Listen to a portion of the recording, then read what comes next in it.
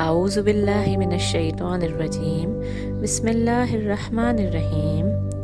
آج کی حدیث کا موضوع ہے مزاح نبوی کا ایک عجیب واقعہ، اور یہ روایت ہے ترمذی اور ابو داود سے۔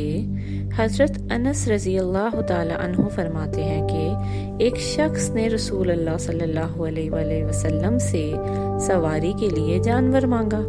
آپ صلی اللہ علیہ وآلہ وسلم نے فرمایا کہ تمہیں اونٹنی کا بچہ سواری کے لیے دوں گا۔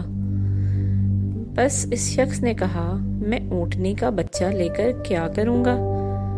آپ صلی اللہ علیہ وآلہ وسلم نے فرمایا اونٹ کو بھی اونٹنی ہی جنتی ہے۔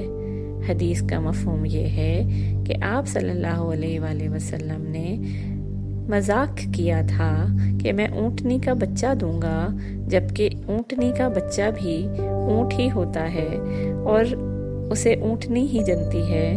جبکہ اونٹنی کا بچہ سن کے اس شخص نے کہا کہ میں اس بچے کا کیا کروں گا، جس پر آپ صلی اللہ علیہ وآلہ وسلم نے فرمایا کہ اونٹ کو بھی اونٹنی ہی جنتی ہے۔ جزاک اللہ خیرا کثیرا۔